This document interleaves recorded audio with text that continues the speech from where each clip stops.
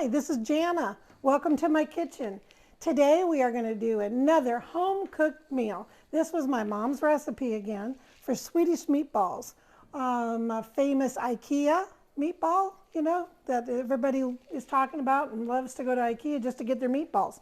Well, what I've got, this is my mom's recipe, is I cubed 4 slices of bread. And if you can get like French bread or whatever, that works. I like the bite of it, but use leftover hamburger buns, Wonder Bread, it doesn't matter. Just use 4 cups of bread, and then I soaked a half a cup of milk. So see, you can still see the milk. And then I let them set for about 5-10 minutes. And so that part is ready. And I've got 2 pounds of ground chuck, okay? So we got 80-20.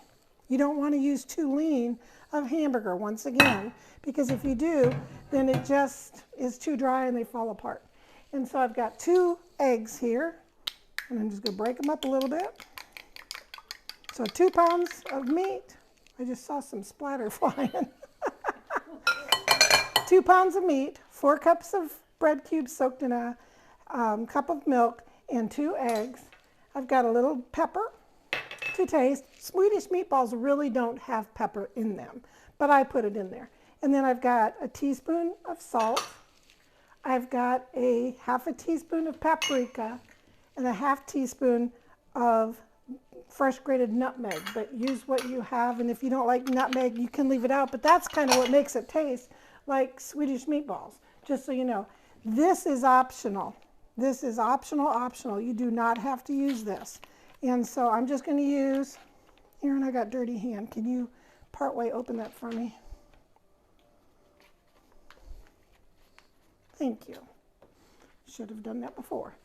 And then I'm going to use about 2 tablespoons of this packet. Okay? And then use the hand that God gave me, which mixes it up the best. And I'm just going to get this just mixed together. Anytime you make meatloaf or meatballs, you do not want to over mix it. You don't want to use a mixer. You don't want to do that. Use your hand or a wooden spoon, or whatever spoon you have. And we're going to just get this mixed together. You want that bread throughout. So you can see there's still some areas in here that don't have the seasoning in it. And the au jus just gives it a little bit beefier flavor, that powder, but you don't have to use it. We didn't use it for years, so. Okay, so you can see that's mixed together. And then before I came on camera, I took 1 medium onion, which is about 1 cup, a little more, and then I cooked it in the pan that I'm going to cook the meatballs in 1 stick of butter. And then I cooked the onions until they were kind of clear.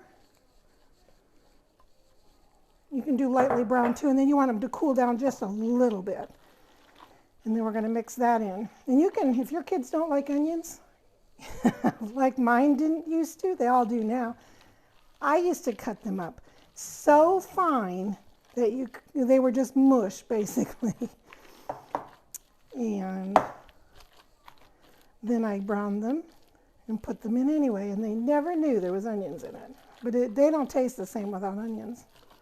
But if you can't have an onion for a reason, or you just don't like them, then you don't have to put them in.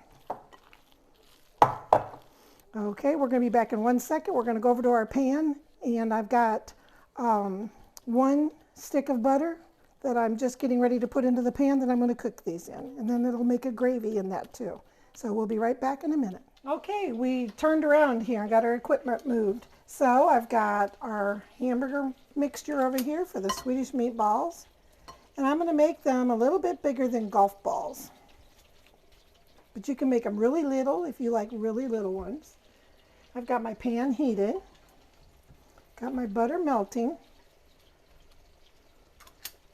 I had a little bit butter left over from the browning the onion, even though you put all of that into the meatball itself. I had a little bit left in the bottom of that pan that I didn't scoop all the way out because it was hot. And then I'm going to mix up these meatballs. I measure them with a scoop, and then that way they're all the same size and they cook about the same time. But you don't have to have a scoop. You can use a 1/4 cup or a 1/3 cup measuring cup and do it that way too. Just spray a little Pam in it and it comes out loose. You can see over here to the right I've got potatoes cooking, and then on the back left here I've got fresh green beans cooking. A lot of times with this meal I cook fresh frozen peas.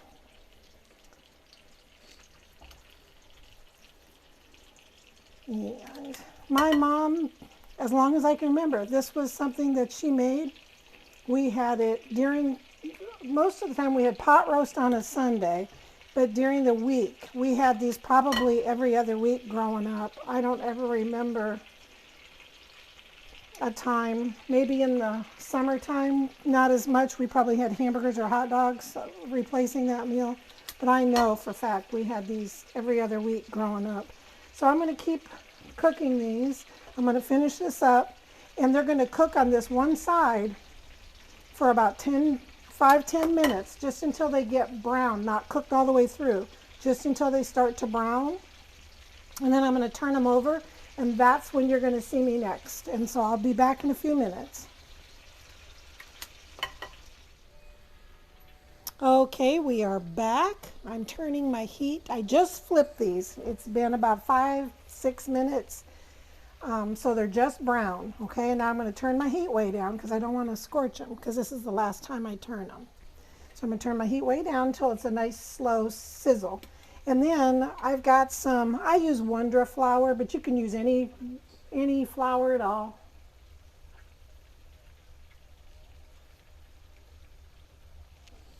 Any white flour, all-purpose flour is fine. This just makes a really silky gravy. It's right by all the flour at the grocery store. I like it for making sausage gravy and Swedish meatballs. And then you just want to sprinkle. I say about a 1/4 cup, but you know, depending upon the size of your meatballs, you know, just so all of them have a nice coating completely on top of them. And see, I needed a little, that was close. I need a little bit more, so I'm going to just go in. It's got a nice shaker with it. See, they're all covered. That's all you want to do.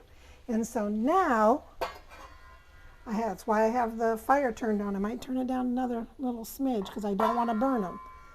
You put a lid on it, and I'm going to time it for about 5 more minutes, and then I'm going to come back and we're going to pour over some half and half or heavy cream, and we'll be back and I'll show you how to do that, and then they're going to cook some more.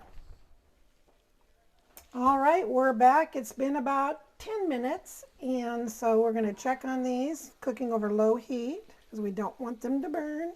And you can see all that butter that's in the bottom of that. That's going to turn into gravy, and then the flour on the meatball is going to make the gravy thick. And so I've got 1.5 cups of half and half. You can use heavy whipping cream if you want to, but you can use milk if that's all you have.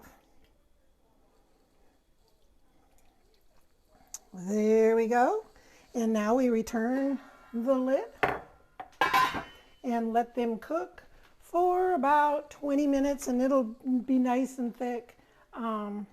And you can check on them in 15-20 minutes and see where we're at on the thickening of the gravy. And it'll be time to eat. I could just mash my potatoes, got my green beans all ready to season, and we're going to be eating. All right, we are back. And there's our simmering meatballs. I'm going to shut that off. Move my lid here to a safe place.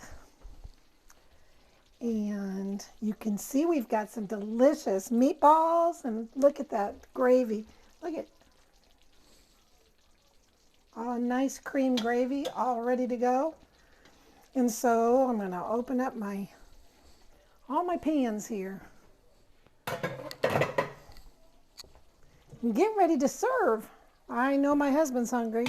I know I'm hungry, and I know my daughter's hungry. So we are going to be enjoying this meal. So we've got some mashed potatoes. I'll do a video just on those real soon. And then I've got some green beans. Fresh green beans, I may add. sorry about my elbow there. Now, for our meatballs, I'm going to show you a couple of things. And see, I made these about a little bit bigger than a golf ball. Okay. Now I'm going to show you one thing I do. That doesn't mean you have to do it. I always take a couple of meatballs and I break them up and I add them into the gravy for meatball gravy. And it's very, very flavorful. Look at that. That is Swedish meatballs, Jana style. And so I hope that you try this recipe. It makes 2 pounds of ground beef stretch a very, very, very long way. Look at 2 meatballs. 1, 2 on the plate through, so that's 2 servings, 3 servings, 4 servings, 5 servings, 6 servings, 7 servings, and if I wanted to mash those up, 8 or 9 servings for 2 pounds of ground chuck. So think about, you go through Chick-fil-A, one person would be the cost of this entire meal, and you have leftover bread at home and some milk. And so think about that. This makes our hamburger meat stretch a long way. And so I pray that you will try this, and please make a comment below. Make sure you hit the like button and subscribe. Thank you.